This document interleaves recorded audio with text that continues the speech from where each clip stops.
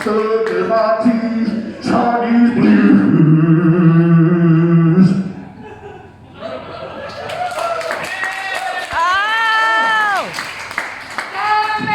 Anyway, my dad was a Chicago cop. And I tell you what, all that stuff you see about police brutality, yep.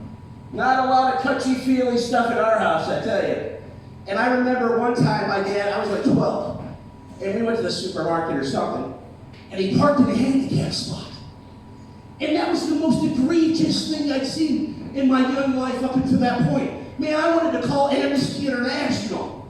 And I was just like, Dad, you can't park there. That's a handicap spot. My father said, Shut up, boy.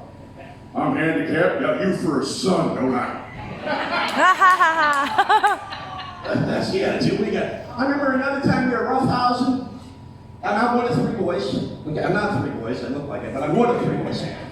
And I banged my head on the coffee table, we're playing, and I looked up, and my dad went, oh, jumped up to look down at me, and I looked up and I said, and I had this little tear running down my side, and a little trickle of blood, and I remember thinking, my dad does care.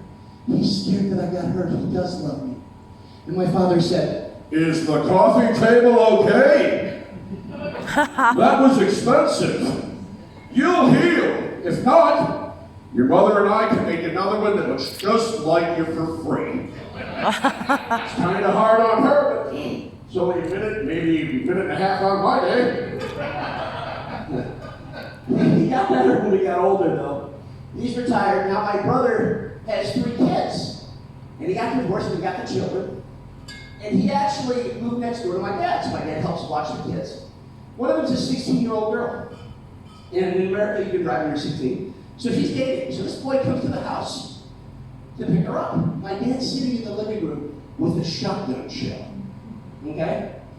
So, knocks on the door, boy. Ashley opens it for him. My dad whips the shotgun shell at this kid. Hits him right in the chest. What? My father goes, hurts a lot more when it comes out of my gun, boy. Okay. So that's the benefit of having no man that was a cop. You know, it got softer when we got older. I remember one time I was about 38 just before I met the woman of my dreams. And I was all depressed. And I was having a midlife crisis. You know, because I can't have one now at 52. I'm not going to make it to 104. Not with this physique. No way. But anyway, I was like 38, and I thought, maybe I'll make it to 76. So I'm having this midlife crisis, and I said, Dad, how did I get so old? And I'm not married, and I don't have children. And my mother was in the kitchen. My dad did one of these looking for her. Because you've been lucky.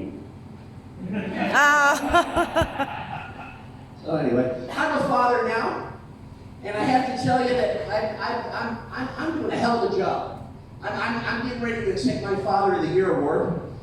In that, my son has never, ever brought home somebody I didn't approve of.